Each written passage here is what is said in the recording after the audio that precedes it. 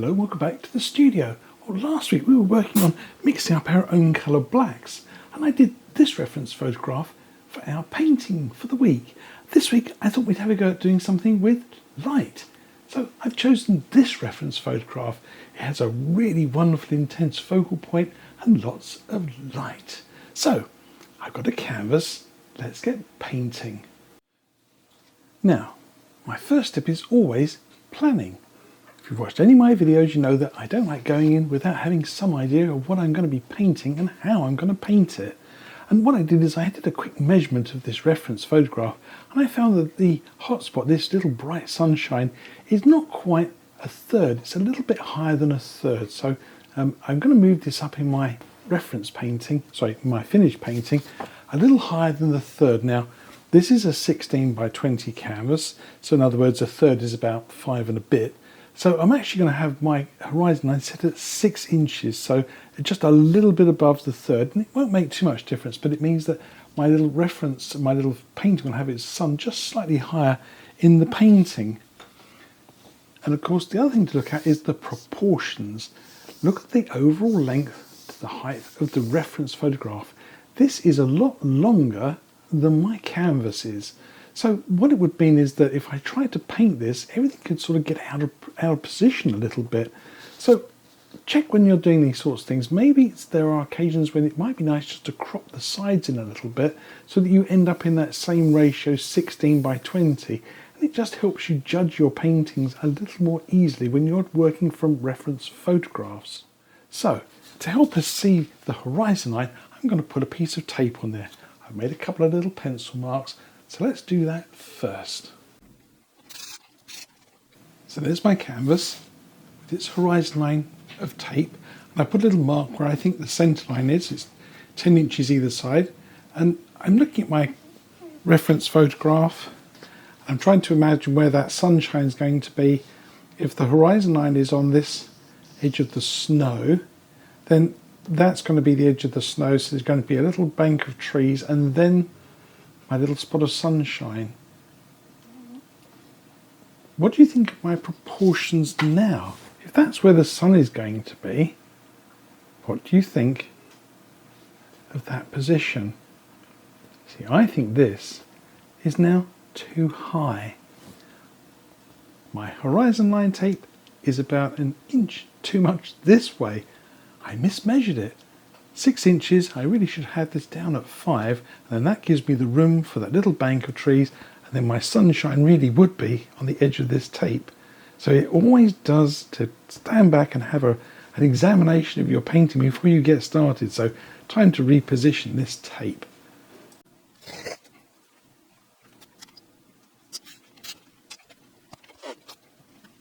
There, I think that's much better. That's the centre of my canvas. That little mark I made is now offset to the right slightly, and the horizon line is now an inch below where I think the sunshine will actually be. So there's room in here for my little trees, and my sunshine will end up just about here. So you see, just dropping everything an inch suddenly gives me more room for the sky, and everything being moved down slightly just gives me more room for my painting to sort of fill this area. Let's get on with the next stage. We have to think about getting some nice bright colours into this sky on a grey canvas.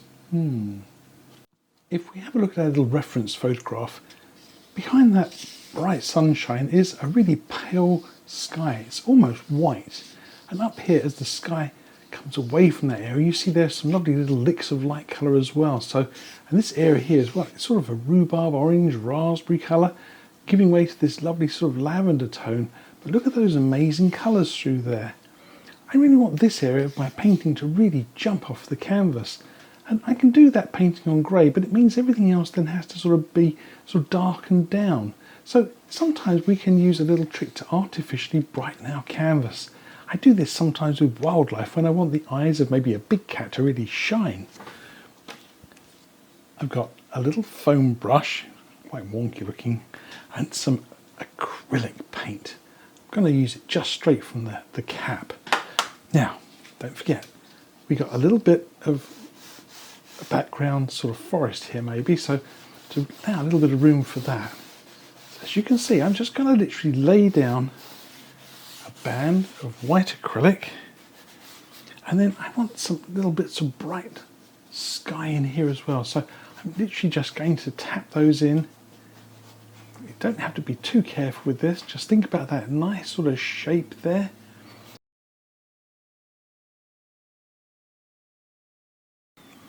The more you sort of stop and think about this, the more kind of neat and tidy we get things and the less natural it looks. I'm just going to be just blasting away with this. Anything I don't want I can cover up. You can see quite thick and textured in places as well. I like that. I like it to be a little bit brighter in some spots and a little bit choppy in others. There we go. So can you see? I've got that nice band of bright through there, and I've tried to catch a few of these little areas that will be colour in the finished painting, but it coloured obviously black and white and grey just now. There'll be a tree or two over that. I'm going to leave this to sit and dry. I'll have a cup of tea. So when you come back, you might see I've brightened this up again. So here's my canvas after it's dried. I've applied 1 or 2 coats of the white acrylic, and as you can see, I've left it extremely choppy, quite chunky. There are quite a few nice little lumps and bumps and ridges on this. I think that might help with the overall effect I'm trying to go for with my sky. The next question is, if I'm going to paint this like a Bob Ross wet on wet painting, what do I start with? Do I use Bob Ross liquid white or Bob Ross liquid clear? There's a case for both, to be honest. If I use white, it'll mean my background sky gets to be a nice sort of pastel shade, and a lot of the grayness will disappear under a bit of a whitish colour. If I go for liquid clear, then obviously I keep everything you see here and I can glaze colour on top, but it might be a little bit on the sharp side. Which one should I choose? I'm not sure. And this is sometimes a bit of a dilemma when we're doing this sort of technique with a painting which we're really not sure how it's going to go. Of course, I could use a little bit of each, and that might be the smart move. In the end, I decided I'm going to go for some liquid clear to start with, and can always add liquid white on top if I need to. It's a little tricky going the other way round though. So if I start off with some liquid clear and scrub that in well, I can always start my sky in the shape. If things start to look a bit too sort of sharp and a bit sort of bright, I can always work a little bit of titanium white in or liquid white in over the top and sort of make a bit of a half and half. And it's not the first time actually that Bob did that on his paintings. He did it on more than a few, and I've done it also quite a few times. So liquid clear to start with, and let's see how that goes. Now, tricky to see how much is on here. You've seen me do this technique before, and I'll leave a link in the corner to a video I make all about adding liquid clear to a painting and how to test it.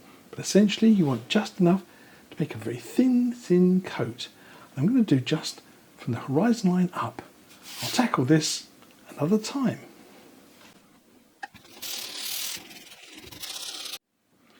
So here it is, a thin coat of liquid clear across the entire sky of my painting, and you can see just up here in the corner there's just a little bit of a sheen of light from my studio lights. If I run my finger across it, it barely leaves a mark, but it's very thinly coated.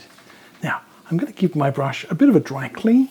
I'm going to knock off all the liquid clear that I can, because I want to use this again, but I don't want to carry on adding liquid clear to my painting. Now let's have a look at my palette. As you can see, I've laid out all the colours I think I'm going to need for my sky. Titanium white, phthalo blue and alizarin crimson. Those two make a lovely lavender, bright red and Indian yellow, and they make a fabulous orange colour. But I think I need to start off with maybe just a hint of blue for the background. If you have a look at the reference photograph, I'll bring it up here in the corner for you, you can see that across the top section of my sky there's a bluish tint. I want to put some of that in before I start applying some lavender colours on top. I also want to consider about putting in some of these brilliant yellow and orange colours down here as well. So it's a bit of a kind of mix and match. Do you do the blue first or do the yellows next? Or what order do you tackle things in? Bit tricky really, but I think blue is the colour I'm going to go for. And I'm going to use just the smallest amount. Again, phthalo blue, incredibly powerful and strong. As you can see, it really is quite bright. And I'm going to add a touch of titanium white to it. And the reason why is because I've got a background sky which is obviously liquid clear, and this colour will go on and it will be very, very strong. With a touch of titanium white mixed into it, I can make it look a little more pastel. So it's a sort of the same thing as sort of working with a liquid white sort of sky. And I'm going to just sort of dance around with this colour. Here you see, when using a liquid clear, it tends to produce this sort of slightly more patchy look to a sky. With liquid clear, you wouldn't get that sort of an effect. So you see, I need to introduce a little more titanium white to make the painting look a little softer. See how different that looks against that. See, that's looked nicely blended. That looks a little bit sharp. So a little touch of titanium white can make your painting really lovely and smooth. I'll carry on adding some little bits of liquid blue to my phthalo blue to my background, little touches of titanium white into it, and I'm going to take this colour right down to about there. Below that is going to be lavenders, and then we're going to get some nice orangey colours. I don't want a green sky, so I'm going to keep it to about that part of my painting, no lower than there.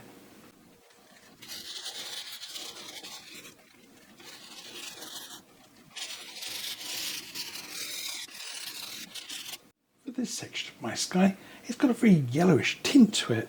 I want to use a slightly smaller brush. Have a choice of a filbert, or maybe even this sort of 3/4 inch bristle brush. Not a Bob Ross brush, but I quite like using it for sort of covering in some of these sorts of areas. As I say, I could use either or, but I'll probably use this one. And the colour I'm going to use, well, I'm going to use a transparent colour, Indian yellow. If I just scrub a little bit of that on, you'll see the effect of going over the top of some titanium white acrylic.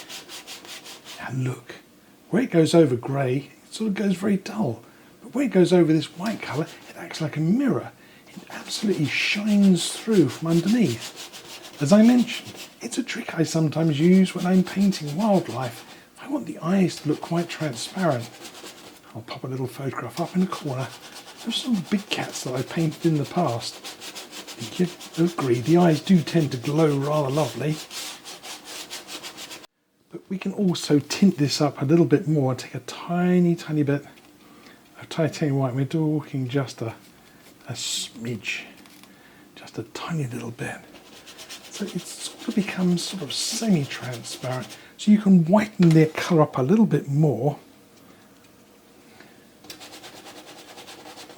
There we go. So you can still see a lot of the lovely details through there, but the grey isn't quite so dominant. I think this background sky behind the sun is almost white.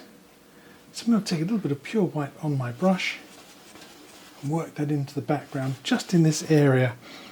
But it's strange, the more I look at the reference photograph, the more sort of blue comes through from this background. So if I scrub this on very thinly, I might even get a bit of a greyish tone coming through. Yes, I think that's about it. And I don't want to go overly bright here with the white for an obvious reason. If I try and make my lovely bright sun show up and I'm trying to paint against pure white colour, I'm going to really struggle, so I mustn't go too bright with it. There we go. My go-to colours for orange are Indian yellow and a touch of red, and for my lavender colours, alizarin crimson and phthalo blue, which is the reason why I put them at these positions on my palette.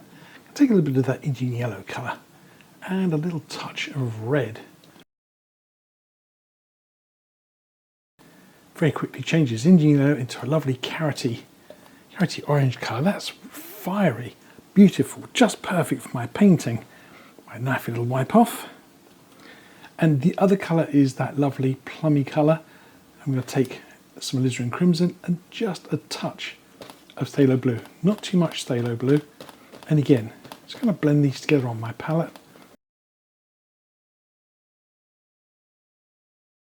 A bunch of different colours I can mix here, and there's a bit of a mush of colours here, but I can dip into anywhere in this little patch here and get a slightly different colour that I need for my sky. But I think I'm probably going to start off with hitting my painting with a little bit of this orange colour first. I'm just going to switch to a filbert brush for this. I want it to be a little bit more delicate to work with. And if you look at the reference picture, I'll bring it up here in the corner, you can see that I got some lovely underlit clouds, so I've got a lovely bit of some bright colour coming up from underneath. Well, the underlighting is already here on my painting. I just have to remember to keep some of this showing through and put some of the orange colours above. So I'm going to go just straight into my little bit of colour I've mixed up here. And again, try and remember, light is coming from underneath, coming up from underneath. So you want to be thinking about painting on the tops of these clouds. Now, again, I'm just going to touch here now. Look what happens. As my orange colour hits the grey colour in this background. See, I left a few little grey patches here. As it hits that, it instantly darkens my paint. That was sneaky, wasn't that? See, so not filling everything up sometimes is the answer. There we go. So I'm just hitting those little bits of grey, and that's sort of the tops of my clouds and the undersides of those little bright pieces here.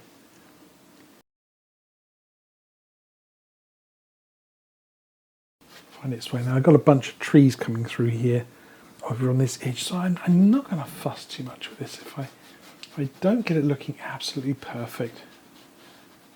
Okay. Now the other good thing is if I want any of these to really shine, if I want them to really pop out and become really super bright, I can do that as well. I can use a little cotton bud and I can clean off some of the paint, some of the yellow colour, and I can get that lovely bright intense glow back.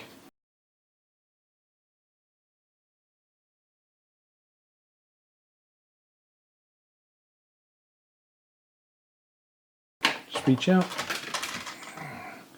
pick up a cotton bud, you can recover any of those bright edges, anything that sort of needs to really pop. Look at that, see, wow, that really little bright edge there, I want to get that back. Yeah, look at that, fantastic. There, see, so you can play with your colours backwards and forwards, you can lift the paint off, you can put the brightness back, and you can play with them backwards and forwards as many times as you like. There's no limit to this. Okay, I think I'll do a little bit more of this and then we'll come back in a second and then we'll start working on these lovely plummy colours at the top.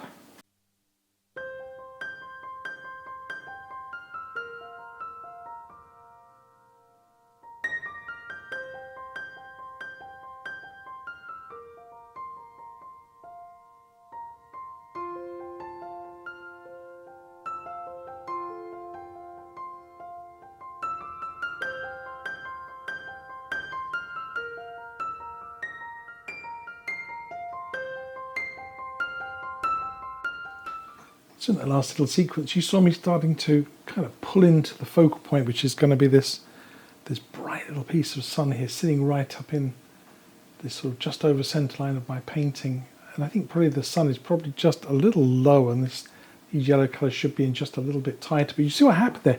It grew bigger and bigger and bigger, and the more I kind of messed with it, the bigger the sort of sides got. And I realised this when I stood back, and I kind of shrunk it back in again. I just pulled the colours back in. Now I'm thinking this probably could do being just a tiny little bit lower. So again, I can use my fill brush here just kind of shrink it down, pull the sunlight down onto this line a little bit more here. Okay, and again, this is the beauty of working with the white acrylic underneath. Is I can clean this off, I can play with this, I can move things around. I can mess with this as many times as I like until I get it looking just the way I want it to. There we go. I think that's it. And I got some nice kind of almost like sun ray effect going on here already. And I really didn't have to work too hard at that. So you can kind of see the rays of light kind of just snaking out from that spot on my painting. I'm going to here I'm going to drop in that sort of darker band of trees just through here.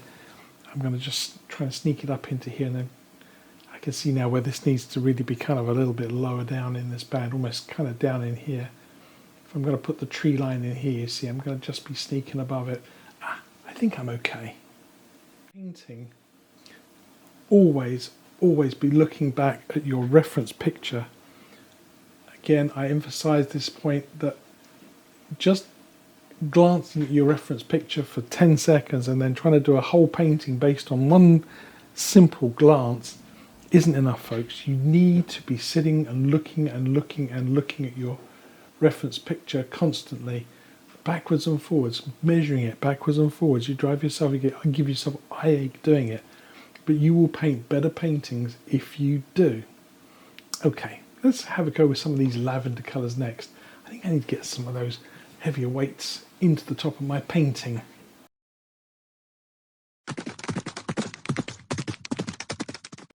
Let's have a quick look at our reference photograph. I'll bring it up here in the corner so you can see the bit I'm looking at, and essentially it's the bit just above these bright areas of my painting in here. I want to have a good look at that sky, because this whole area back here is sort of more of a plum colour. It's not actually blue-grey. It's a very nice sort of pinkish tones, obviously where the yellow and the background sky have got together, and then obviously as it goes further away it starts to go a bit more to the blue side. So let's have a look at my colours I mixed up. I've sort of got this nice sort of plum mixture here made up. So it's I've got another filbert brush out.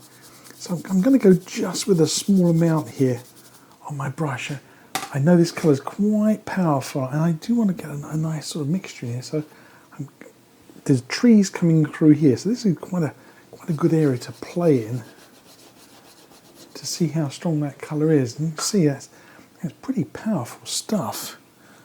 I think I need to put a little bit of white into this mixture. So let's pull that over to there to one side and have a little play. And see if we can make a slightly more pastel colour. Something looks like that. So we'll repaint over that. Okay, we'll just let that kind of mix in with the blue colour. See, so you can pick a spot on your painting. It's always a good idea to pick a spot that's not sort of too obvious with the tree going through it, where you can have a little play. And the other little tip I'm going to give you is I often have a little piece of spare canvas sitting off to one side, and I'll often dabble on that little bit of canvas and see if I like the colours. And if I don't like the colours, then obviously it won't make it to the painting. So that again is a useful little tip. Okay, so we're looking for some nice colours going up. And again, at this stage, what I'm doing is I'm trying to just map things out a little bit. I'm not committed too much to anything. I'm just literally just starting off with putting a little bit of colour in here and there. You see, and by just gently going at it and not committing, too much at this stage, I can just sort of scrub in a few little colours, take my time and sit back. Now, obviously, the scale of things, this area here on my reference picture is probably going to swallow up a big piece of my painting, so I'm not going to have the same amount of sky above this painting as it is in the reference. It's just one of those things of scale. Sometimes just trying to squeeze it in a bit too much, you can end up in a bit of a pickle.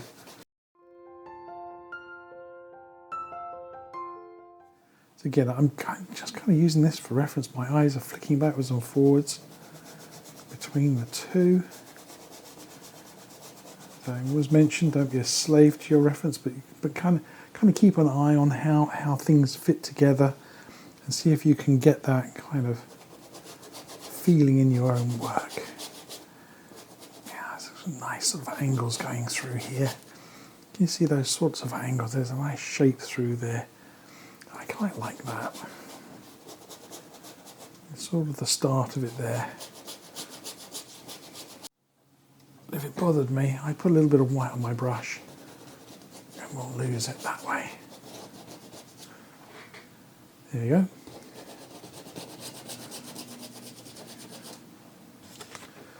So I stood back and I had a look at my reference picture and I had a look at the sky. I had a look at the proportions, how much yellow there is on here. You can see this is quite a bit smaller on my reference photograph, and I made it quite big on my painting. I think I need to nibble away a little bit more of my golden colours here, a little bit more. I think they got a bit big. They grew a little bit too big.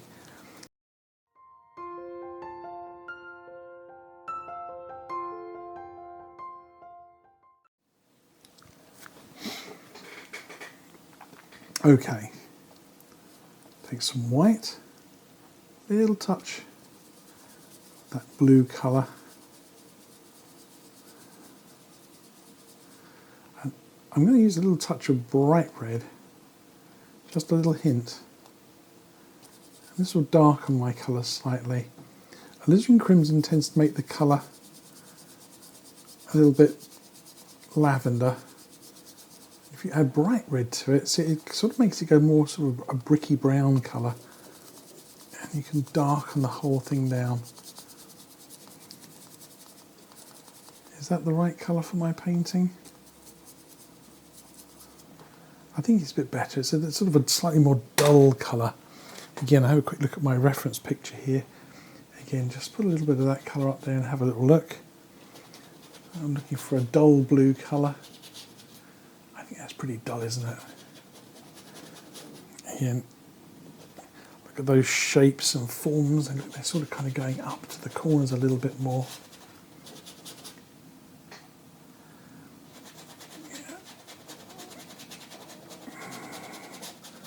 I think I'll do a little bit of time lapse through here and just sort of take you along for the journey, and you'll see how it looks once I finish playing with all these colours.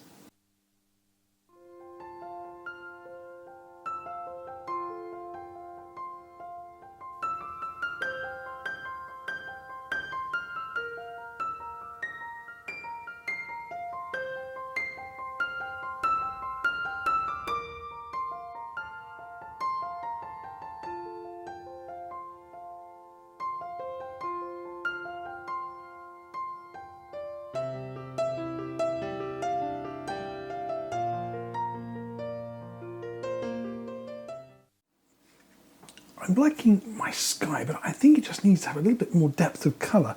And I played around with my paints enough to get as many combinations of blue-greys as I can. But in the end, I think I do need to actually pull out another colour. And my favourite one to use to darken down any kind of a sky is a touch of Payne's grey. Now, I often nickname this colour a bit of a chameleon colour because whatever you mix it with, it will tend to grey, but it won't sort of take over from it. It won't sort of, so it will take this nice sort of turquoisey colour and it will just turn it into a sort of grey turquoise. It won't sort of just turn it into black. I think that's, again, kind of an important stage of our paintings, that sometimes we have to learn to sort of use other colours to tint with rather than to make new colours. And as I say, Payne's grey is one of my favourite colours to tint with. It gives me the really kind of some nice darker colours without having to work too hard at it. As you can see, I can darken those top edges, those top corners, and I can work this into my painting now. My canvas has actually been sitting here for a few hours. I got called away unexpectedly, and my canvas is just starting to get that little kind of tacky feel to it. My paint is just starting to grab a little bit. You can just hear I'm having to really kind of push at this a little bit harder than I would normally like. So I hope if you're doing this painting and you're not going to have quite as big a struggle as I'm having to get my colours on here. Do you see, just darkening that top edge there? I think that might be it for my background sky. If I do any more, I might end up sort of losing too much. So I can find a few little touches. Again, if you want to just sort of clean off a little bit of paint, you can. rediscover a few little spots that have gotten lost. There we go. Just reshape the painting a little bit more. Cotton buds, very useful.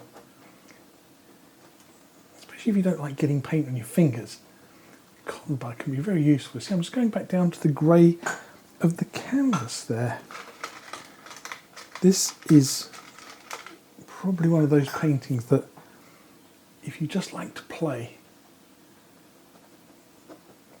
with paint and skies, then this is really the one for you, isn't it? Look at that. You can kind of create these lovely patterns and details just by working through the paint.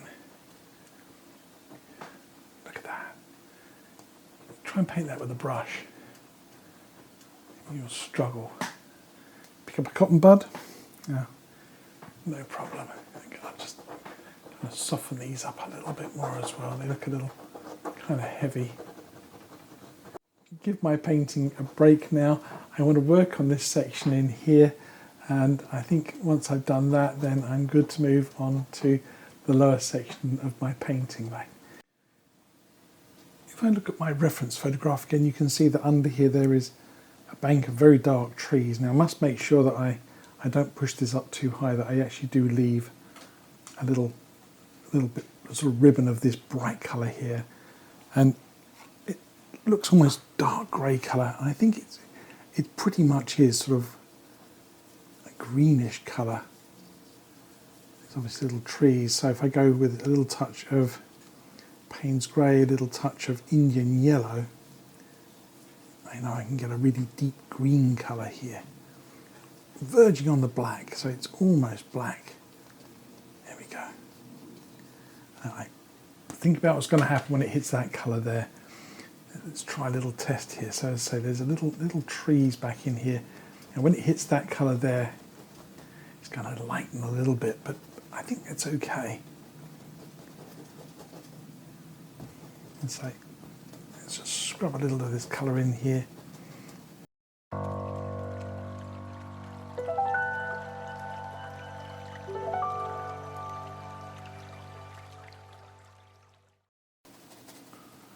I quite like that little detail in there. You see, we just kind of scrub that, a little bit of this light coming through here. It looks quite good. I think it looks quite a nice effect. I'm going to keep that in my painting. I'm going to darken it up on the tape. There we go. A little bit of colouring over here.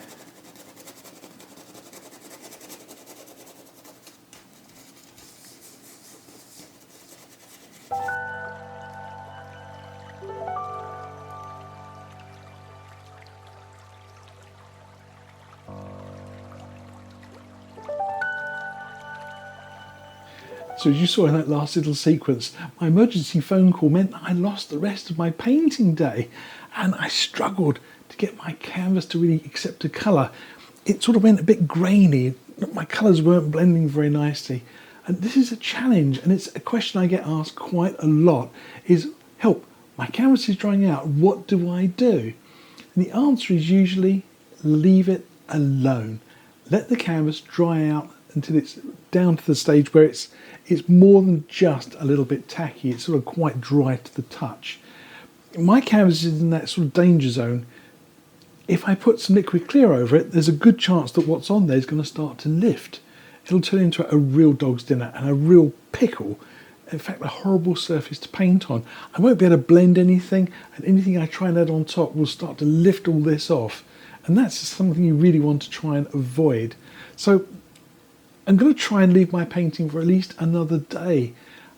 It's one of the reasons why I didn't do anything down here, because I knew that if there were an interruption, I'd really have a whole canvas which was sort of semi-dry. As happens, I've got this little area down here to work on, so this will buy me a little bit of time, and hopefully, fingers crossed, I can get back to finishing off the last bits of my sky before the video comes out on Sunday. Same is true of a liquid white painting. If things start to dry and you start to have trouble moving and blending your paint, leave it alone to dry out. I would rather do that and then try and fiddle around with my sky and go back later on with some more liquid white and try and re-energise bits of my painting, than try to do something adventurous with it when it's still sort of semi-dry, semi-wet. It's never a good place to be with your paintings. So let's get on with this, and I think it's about time actually I pulled off this piece of tape. I forgot, I should have done it the other day. There we go. A nice reveal for you. What do you think? Henry thinks it's a good idea too. For the next part of my painting, it's important that we get a bit of an idea of the design here. And I'm going to use a pencil here to just sketch this on. Now, this is going to get, again, another coat of liquid clear. And I hope my pencil doesn't rub off. If you scrub really hard, it will actually rub the pencil right off. But we'll try and do our best and keep the design on there. And so this is just a neat way of doing it. I could do it with thinned grey paint and paint it on there, and then leave it to dry, and then put a liquid clear over the top of that. There's any number of ways of doing this, but say a good old-fashioned graphite pencil is quite useful. Now, one thing I do want to do is I want to make sure that I get the light that's going to be shining on the little brook or the little river here to be in line, because the last thing I really want is to have the sunlight just there, but to have the shimmer of light just offline. It really bugs me if I get that wrong. So I'm just going to do a quick measurement here, and that is 8.5 inches. Yeah, 8.5 inches. So I know that my little shimmer of light is going to be on or around that line there. So that's my line there, directly straight under the sunlight. And I know I want to get this nice sort of curve in. I'll bring my reference picture up. There's a little piece of looks like some scrubby sort of a bank or something back in there, and there's a tree with a reflection. I'm not really going to worry about that too much. I'm more interested in getting this kind of nice curve in here. Leave a little bit of room for it. Again, I'm just going to look at the shape of this. And again, I'm not putting this in too dark. I'm just literally going to sketch this in nice and pale. If I need to change, I can rub something out. Now look at this. This one's got a fairly big wide curve, and it comes down pretty much straight towards the bottom of the canvas. Okay, and there's a bit of an inner patch. I'm not sure if I'm going to worry about that too much. I might just go for the outer curve. I'm looking to see how much room there is for some nice snow and some colour. And then I want this other little inner edge here. This literally just comes in. It just clips where that light is on the snow, and then it comes back through here. So look how wide that is, how quickly it's grown from there. It's literally, this is almost touching here. There's almost no gap here to it being this wide. And how that affects the perspective of our painting. And so I've got enough room on the side here for some trees. And really this is the only feature I really need to put in. The bank and the rest of it I'm going to make up by eye. There's enough room in here for some little bits of background detail. And this is where the light is shining through. I may or may not move this. Okay, I might move that back a fraction and just let my light shimmer come through there. Just to stop the complication of going over the top of some snow. See, so I'm happy with this. I might take a little stand back in a moment, make sure that it all looks good. But I think that works quite well for my painting. Let's pull that up a little short. Okay, so I think I'm good. I'm going to put on some liquid clear. I think I've got enough room here for my bank. Yeah, I think I'm about right. But I will take that little stand back from the other side of the studio and make sure that it all looks like it's going to fit. If not, I can always move this across a fraction.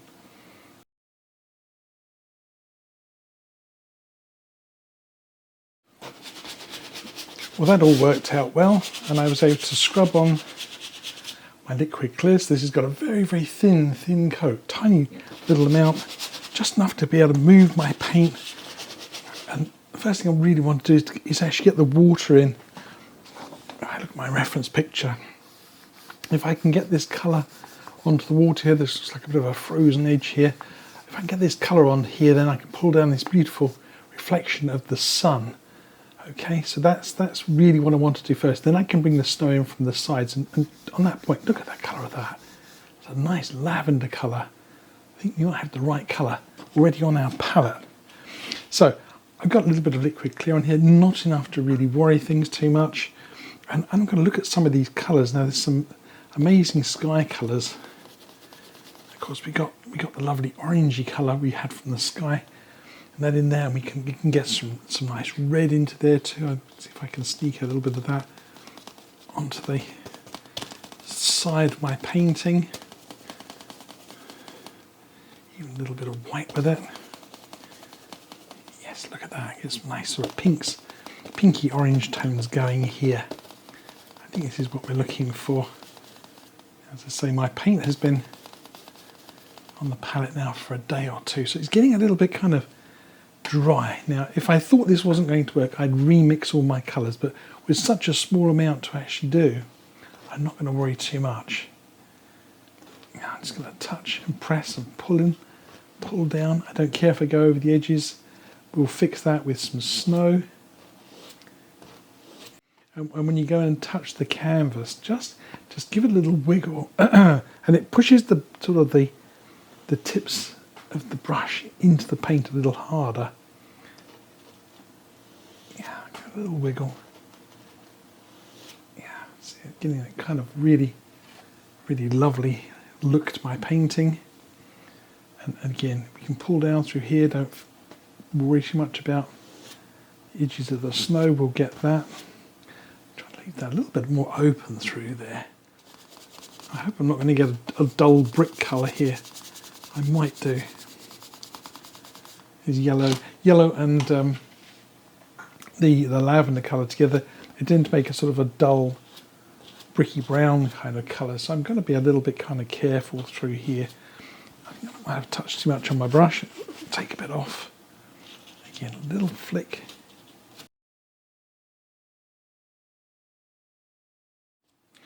Now I haven't brushed across yet, and if I do, I'm probably going to use something like this little brush to move the paint around a bit.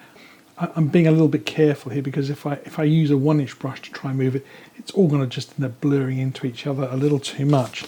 And I want to be a little bit more careful how much I do with this. So again, it's clean and dry. I'm going to just gently move this colour about. I just want a little suggestion of movement. And as I do, I'm going to be picking up colour. So I'm going to wipe that off as I go. Not being too much of a slave again to this. Got some nice little patterns in there. I'm not going to be too worried. I'm just looking for the overall effect. Doesn't quite match what's happening up in the sky, but then I don't know if it matters too much.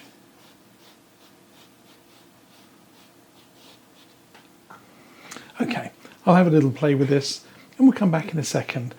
The reason why I added a little more dark in here is because if I'm going to get that shimmer of light to show up on the water here, I need to have a good amount of colour here. If this is a little bit sort of too thin on colour, then that little zinger is not going to work. So hence the reason for darkening things up a little bit more. So that's how far I got with my water. In the end, I decided to darken this up a little bit more, leave some just little bits of light on here, and I'm quite happy with that bit of bright yellow in the background there. You might see a little tiny mark here. I took my palette knife and just remeasured it and just put a little scratch on there, so I know exactly where that light's got to go through here. But I want to work on this background snow. I've got another 1-inch landscape brush here. Again, this isn't the newest of brushes. It's a little bit spiky, and I quite like this for doing things like snow. I quite like that effect you can get with a brush. It's a little bit on the spiky side, and I remixed it. I put a little bit more Indian yellow and bright red out, and I'm going to go just through my titanium white paint. I'm going to get just a just a hair, not too much. Give that a little push. Pull it out and give it a little push. Okay. Maybe a little stronger than that. Give that a little push. What we're looking for is a little ridge of paint right in front of the bristles. Okay. And if I hold my brush up, you can see that I've got a little bright edge across there. Okay, a little bright edge. And that's going to give me that little kind of bit of light I need for my snow. So a little bit more in shadow back in there, so I've got to be a little careful, but I think under here, it's going to be quite bright. Now this colour is going to stick easy to this liquid clear that I put on. There, you can start getting that little bit of texture of snow. Again, there is some vegetation back in there. I'm not going to worry about that too much. I just want to build up this nice patch of golden yellow just here, maybe a little more colour. There we go. There we go. I just touched the pure colour there a little bit. It should just touch that.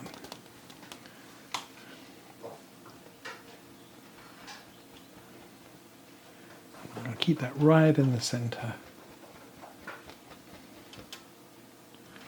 I think it's even a little touch of pinky lavender coming through here and there as well. Again, you've got to be a little careful here. Some of these colours are really strong. Cadmium yellow, crimson, phthalo blue. They will change your painting in a heartbeat. So we've got to be a little careful we don't go too mad with them. I think I've got some lavender tucked under there. Let's pull some of that out. Yeah, look at that, nice lavender. Get some white mixed in with it. Same dirty brush. I'm not going to clean it. There we go. I think that's going to be about right. Let's start working some of this in from the side. There's quite a soft, subtle shift of colours in here. And there's going to be some dark patterns in here. So again, I'm going to try and make this a solid colour. Leave a few nice little gaps. And if you see these little marks, okay, that little mark, it's where I got paint on the corner of my brush.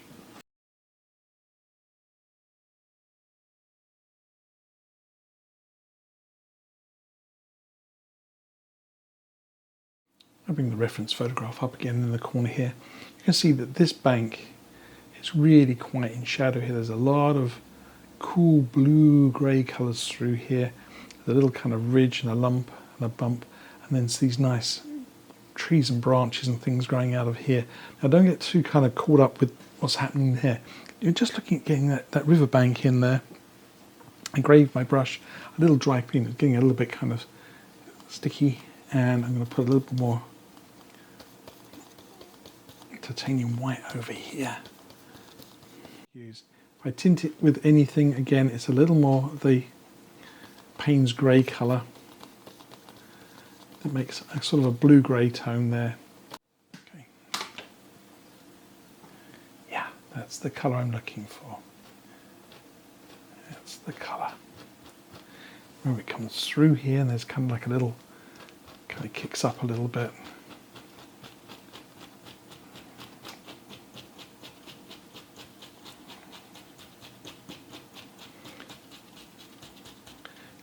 Leave all this nice kind of choppy patterning in here.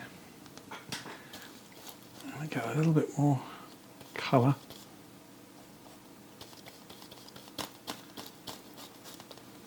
So like a little bank in here. Tap, tap, and kind of angle the brush down. You tap and just angle.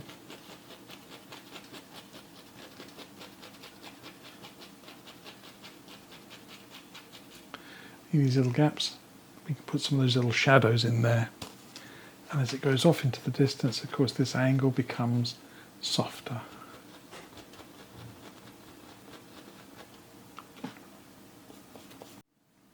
Yeah, I think I'm about there with it. That was quite a quick little step there, wasn't it? Did you think this is going to be much harder than it was? A Bob Ross 1-inch brush makes light work of it. I want to concentrate on doing this part of my painting next. There's an awful lot of stickage and twiggage and foliagey type stuff, and it kind of cuts this corner off and sort of channels your eye to the distance here. So kind of important we get this foliage in next. And there's some nice dark on this riverbank in here and some nice sticks and what have you. And of course a lovely deep shadow line under there. So I need to make up a nice dark colour. Now I could just pick up a tube of black and hope for the best. But last week, if I get my colour reference here, last week I was encouraging you to mix up your own dark colours. And one of my favourites is purple plus yellow to make a sort of a smoky chocolate brown colour. It's very, very dark, and if you get the mixture right, this can turn almost completely black. So this is one of my favourite dark colours to mix up. So let's see if I can do it again. So I put out a little bit more alizarin crimson. I put a little bit more phthalo blue to go with it, and I said the colour I'm looking to make is a nice lavender or a purple colour. And I put out a little tiny touch of cadmium yellow. Indian yellow doesn't quite do it. You need a cadmium yellow colour.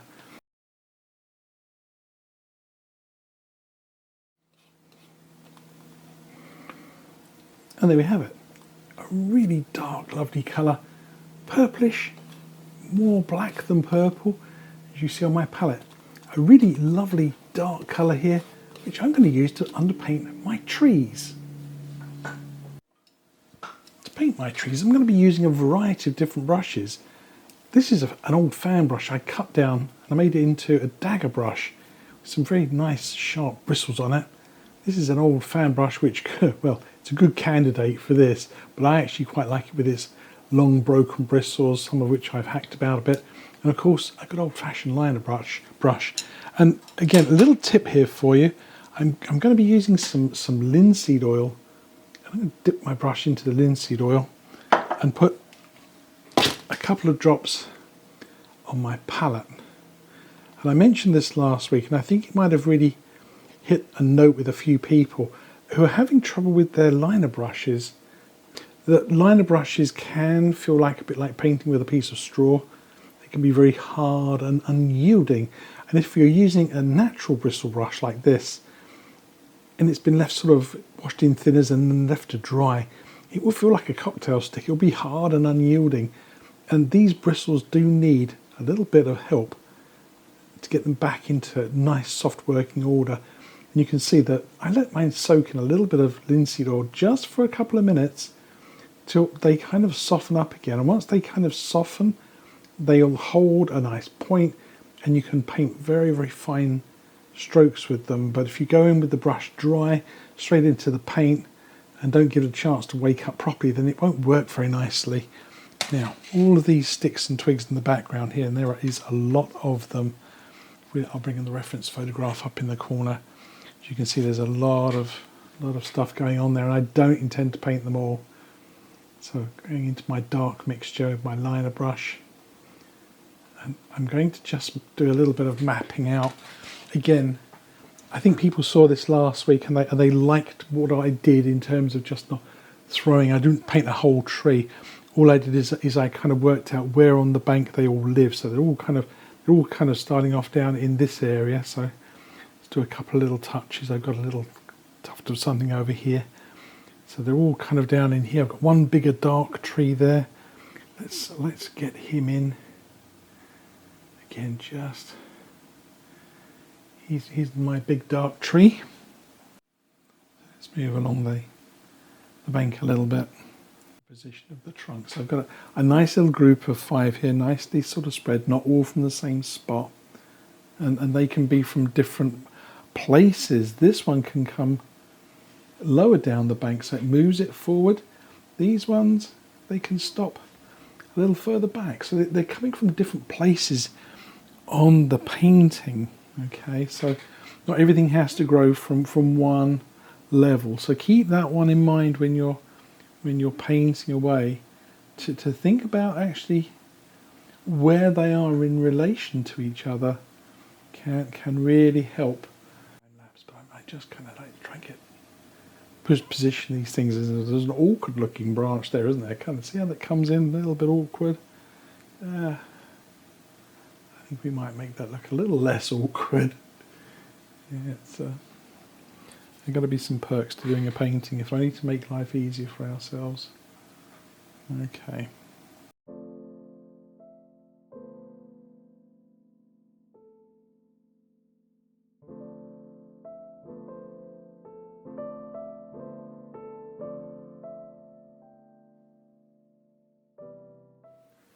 So here's my little group of trees, and of course compared to the reference photograph over there, it's never going to be as full and as dense and as twiggy unless I was to spend a huge amount of time trying to paint them. Now, something I did on my last little painting is a little trick, something I've done on every painting, but I don't like stumpy ends on my branches. I don't like this. It kind of just doesn't look natural, because branches end usually in little twiglets or little buds and bits and pieces, old leaves. They really rarely ever end in these sort of what I call almost like an umbrella type spine. So I like to try and soften them up a little bit. So I've got this really old brush here that I reshaped into a dagger brush, and I'm just going to go into some of my paint now. It doesn't want to be too wet. That's the only thing. You want to make sure that it is not just oil, and you can see the effect you can get. You can sort of create the back of the brush. You can sort of create sort of twigs and branches, but as I say, if the brush is too wet, it just makes blobs. So when you do this, really press into that paint and really open the brush up. We're looking for some nice feathery ends. We're not looking for blobs. Okay, and of course you're going to be using some of the paint that's on there to achieve this. Now, it's pretty dense up here, so it's a good place to have a little play. And as I say, just have a go at trying to make these little kind of twiggy ends on things. So it takes a few minutes of kind of practicing here to get the brush to work. And of course, sometimes you're just moving the paint that's already on there, and branches and sticks, not massive tree trunks. Let's give the other brush a try. See if that one's a little more open. See what sort of effect this gets me. See, I'm using just those bristles. Yes. Okay, I'm going to do a little bit more of this. When we come back, I'll have put on lots of little bits of foliage onto my painting, and I would have gotten rid of lots of my little stubby ends that I'm not that fond of. Okay, back in a second. After a little bit of tinkering and a little bit of that stickifying and twiggyfying, I quite like the overall effect. I know it's not quite as densely filled as the reference photograph, but that's the advantage of being an artist. You stop or start whenever you want. I quite like the fact this is a little open through here. I might try and get a few little shadows across the snow. But I do want to add the suggestion of a little touch of light, because some of these trees are actually silver birches. So what I've done is I've sort of dragged together some of my grubby white colours here with a little touch of the Indian yellow colour through. I'm going to take just the tiniest amount on the edge of my palette knife. Now, maybe I should have done this before I did all the branches. Probably should have done a little out of sequence, but it doesn't really matter. I can always come back and have a little play, but I'm just seeing which way the light comes from. I want to just touch and just drag and just pull across the tree. That's a little bit on the bright side. That's okay. I can always put that back. Just touch. There we go. Add a few little touches. That's really a little too bright here and there, so I'm going to just touch that up. There's so many ways of painting beautiful birch trees. There we we go. So it was an easy repair. And of course, if you find the long blade a little bit troublesome or difficult to use, you can always use a little short blade. Maybe that would be quite good for just a few little touches here and there. There we go, it's a little bit brighter, isn't it? Right, time to move on. Lots more sticks and twigs to put in. I think then a nice dark edge to this bank and then some more reflections into there. I think we'll be well on our way to having a finished painting at that point. Time for a little more time lapse.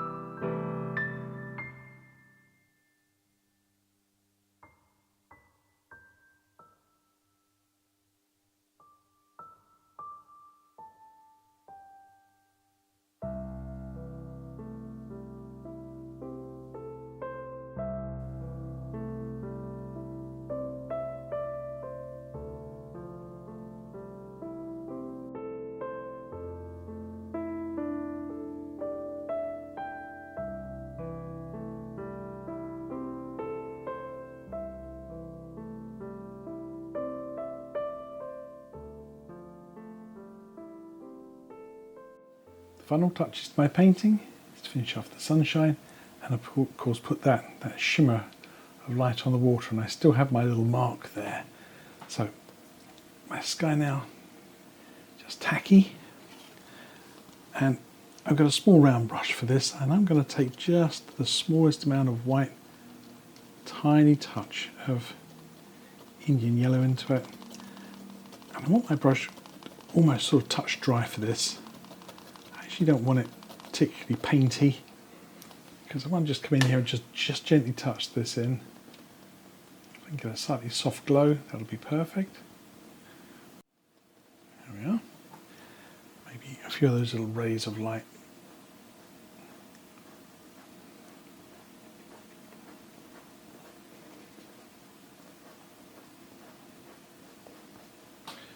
In the lower section there, we're going to go for maybe a little more of that orangey colour, be quite nice.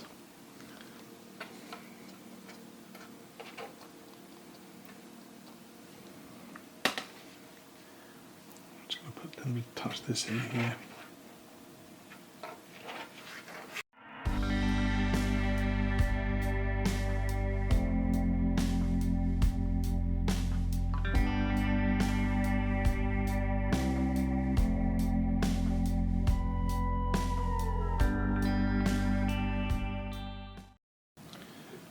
And of course that little shimmer of light on the water here.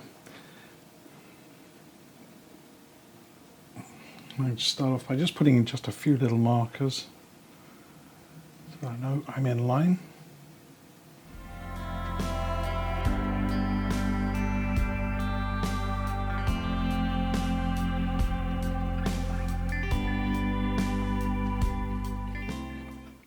And after a little bit more fiddling and faddling around down here, I think I've finally got the water the way I want it to look, and I've got a few more little rays of light up in my sky. Now I realise that my tree line should have been maybe just a fraction higher, but I still like the overall effect. I put a few little speckles of light in here, and I think I rather like that idea of putting in some foliage back in there, so I might drop that in as a bit of an afterthought. Got a small round brush, and I still have some of my nice little purple colours here. I'm going to just drop this in here. It's just a suggestion.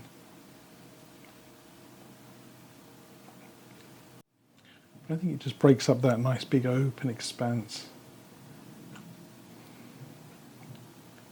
Once again, you decide how much of this you put into your own paintings. If you put in any or some or none, It's very much up to you how much of this you decide to do. There we go. I think that gives my painting just a little bit more interest. There. And of course, there's a little bit of a shadow under it, so I'll pull that down.